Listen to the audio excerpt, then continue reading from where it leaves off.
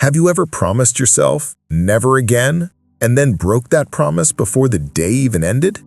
You think you control the habit, but the truth is, it controls you. It decides when you wake, when you reach for your phone, when you eat, when you escape.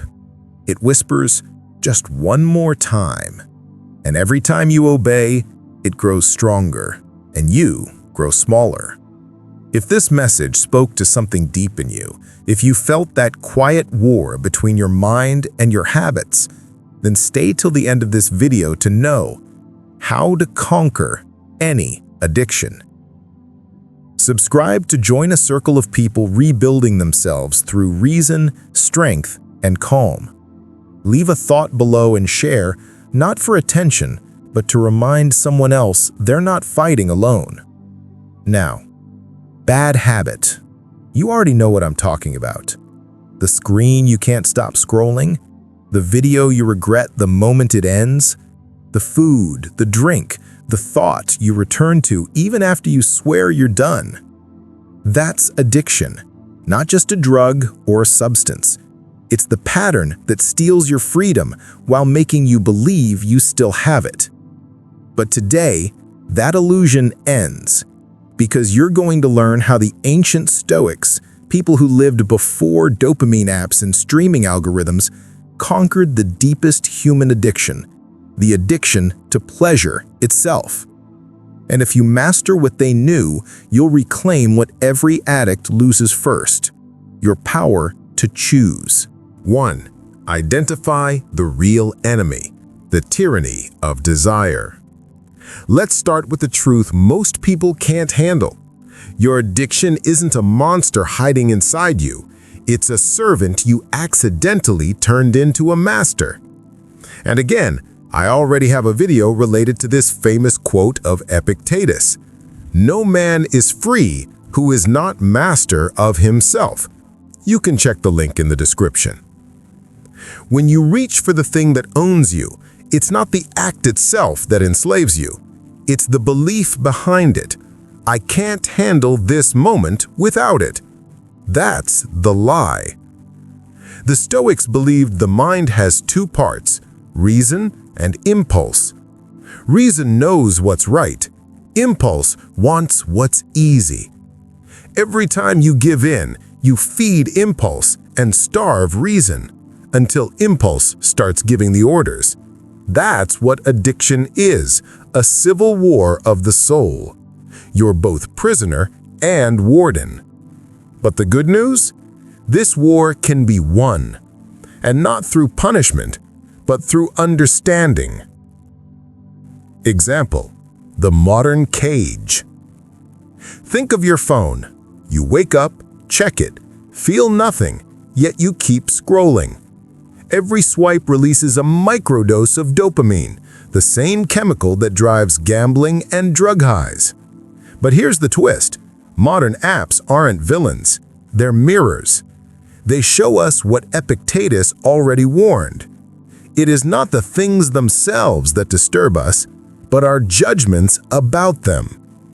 It's not the phone. It's the belief that you need to check it. When you replace need with want, the chain loosens. When you replace want with observe, it breaks. You've spent years serving a master that never existed outside your own thoughts, and that realization that you built your own cage is the key to walking out. Do you feel that ache in your chest, that quiet mix of fear and possibility? If you've had that moment, standing over the same mistake and finally saying enough, share it in the comments. Your story might be the reason someone else keeps going tonight. And if this kind of reflection helps you see clearer, subscribe so we can keep walking this path of mastery together. That's freedom trying to wake up. 2. Distract yourself or face it. You can't stop an urge by fighting it. You stop it by seeing it. Chrysippus, the great Stoic systematizer, said, "The wise man restrains his passions, for they obey reason as soldiers obey their commander. But reason needs time, and addiction lives in milliseconds. That's where the Stoic trick comes in. When the urge hits, that pull to scroll, eat, drink, watch, don't move for 5 seconds. No breath holding, no clenching, just wait. 5 seconds sounds small, but neurologically, it's a revolution. You're shifting control from the limbic system, emotion, back to the prefrontal cortex, judgment. You're teaching your brain, I choose. Modern quick-fix culture says, distract yourself. But the Stoic says, face it. Only by staring directly at the craving do you realize it's smaller than you thought. And each time you do, the 5 seconds expand into minutes, then hours, then peace. Think back to your last urge. What if you had waited 5 seconds? Would the craving still own you? Or would you have watched it pass like a wave breaking on shore? 3. The mirror of illusion. Addiction thrives on illusion. You think it gives you pleasure, but it gives you relief from the pain it created. Seneca wrote, "We are more often frightened than hurt, and we suffer more in imagination than in reality." Modern marketing exploits that same flaw. We're sold the illusion that happiness equals stimulation. Buy this, watch this, feel this, or you're missing out. But pleasure without purpose becomes poison. It's like drinking salt water when you're thirsty. It soothes you for a second, then leaves you emptier. The Stoics didn't reject pleasure, they redefined it. For them, real pleasure was tranquility, the quiet joy of not needing anything external to feel whole. If your peace depends on something you can lose, you're already addicted. Freedom begins when you can say, even if it disappears, I remain. Marcus Aurelius, Emperor of Rome, slept on the floor when life became too comfortable. Not because he hated comfort, but to prove he didn't need it. That's the essence of Stoic freedom. Use what you have, but never serve it. What in your life would you go one day without? And what emotion would that test reveal? 4. The modern lie of emotion. Modern psychology tells you, feel everything. Don't suppress it. And yes, unprocessed pain becomes poison. But the Stoics never said suppress emotion. They said transform it. Epictetus taught, when something happens, the only thing in your power is your attitude toward it. Addiction is emotional mismanagement, turning discomfort into escape instead of insight.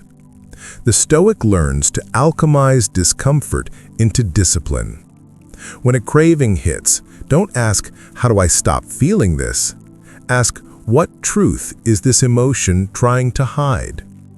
Often, your urge isn't about pleasure, it's about avoidance.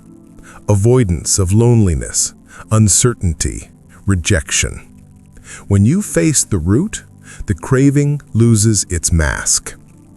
Think of emotions like wild horses. If you chase them, they drag you. If you learn to ride, they carry you home. But emotions make me human. Yes, and discipline makes you free. Without it, you're just a puppet reacting to stimuli. You don't conquer emotion by becoming stone. You conquer it by listening deeply, without obeying blindly. Next time emotion surges, can you pause long enough to ask, what are you really protecting me from? 5. The practice of voluntary discomfort. Freedom is not built in comfort. Zeno, the founder of Stoicism, used to walk barefoot in winter to test his mind's command over his body. He wasn't insane, he was training. Because when you expose yourself to controlled pain, uncontrolled pain loses power. Modern life avoids pain at all costs: air conditioning, instant delivery, numbing entertainment. We've become allergic to difficulty, and therefore addicted to ease. Take cold showers, skip a meal, walk without music. At first, you'll hate it. Then you'll feel something remarkable: clarity. Your brain recalibrates. You stop needing constant comfort to feel alive. Seneca said, "Set aside a certain number of days, during which you shall be content with the scantiest fare and rough clothing, saying to yourself, 'Is this what I feared?'" When you taste voluntary discomfort, involuntary pain can no longer dominate you.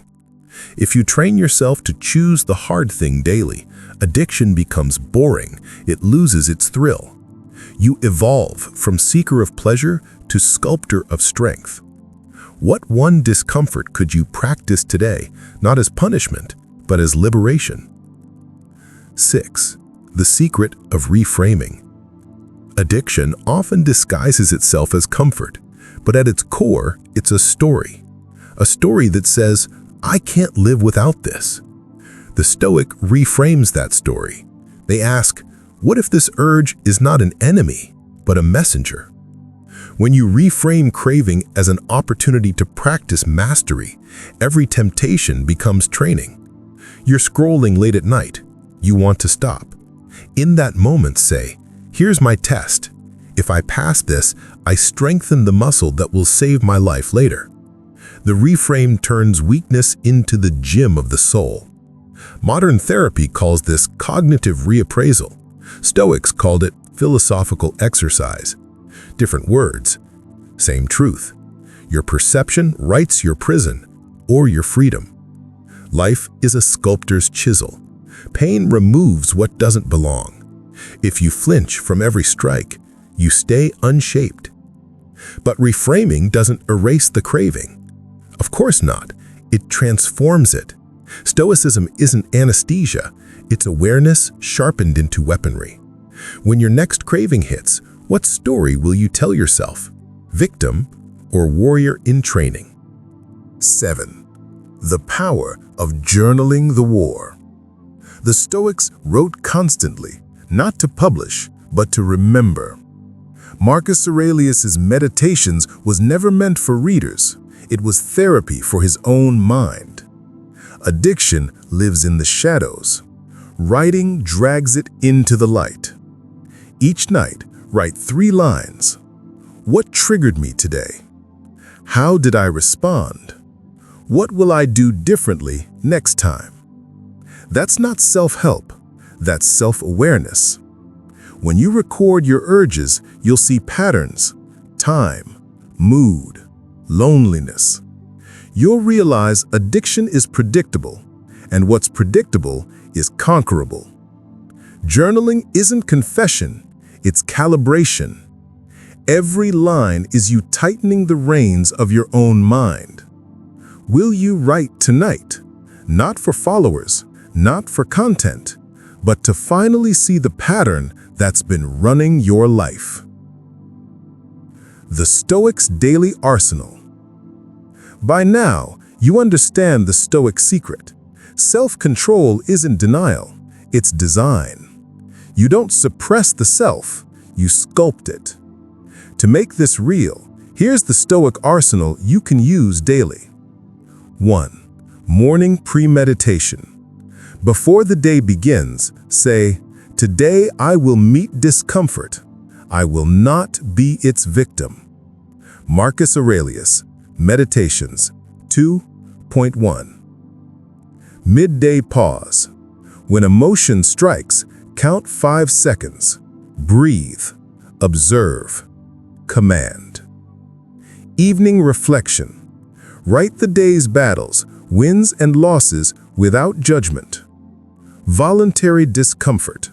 Practice one hard thing daily. Strength is cumulative. Gratitude reversal. Instead of saying, "I need more," say, "I have enough." That's Stoic abundance, wanting less, not having more. Think of these as emotional push-ups. The more often you practice, the less often you fall. Which one will you start with tonight? The pause, the reflection, or the discomfort? Share your thoughts. 9. Isn't this too cold? Critics say Stoicism makes you numb, but numbness is what addiction already gives you. The Stoic is not emotionless, they're emotionally fluent. They feel everything, just not enslaved by it. Epictetus said, "When you are offended at any man's fault, turn to yourself and study your own failings. Then you will forget your anger." That's not repression, that's transformation. Stoicism doesn't build walls, it builds windows.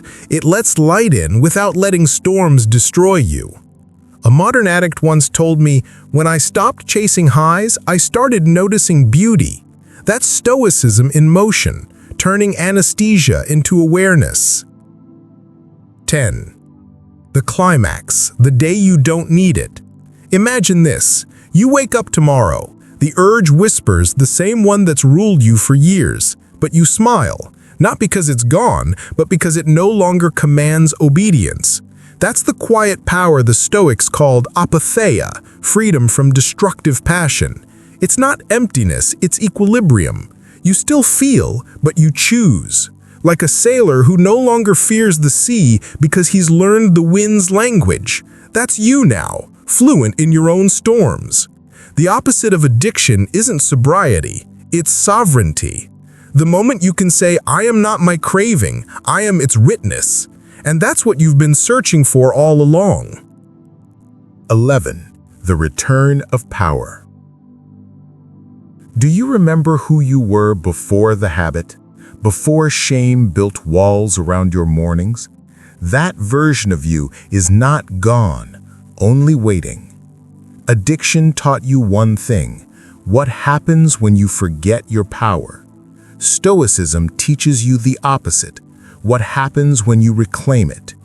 Now you know, desire is not truth, urge is not a command, pleasure is not peace, and control is not denial, it's design. You will still feel the pull, we all do, but each time you pause, reflect, and act with reason instead of reaction, you rewrite your future. That's the Stoic path, the long road back to freedom. Epictetus was once a slave. Marcus ruled an empire. Both fought the same battle, not against the world, but against themselves. And both proved the same truth: you are stronger than your urges. When you remember, you are the one who commands. So next time the urge hits, don't fight it, smile at it. See it for what it is, a test of your training. You will conquer any addiction after this, not because you're perfect, but because now you are awake. Great! I'm glad that you stayed till this very end. Remember, we're building something rare here. A place for people who choose self-control over noise, clarity over comfort. If that's you, hit like so we know you're here, and subscribe so you don't walk this path alone. Every comment, every word of honesty becomes part of this growing Stoic movement, one mind at a time.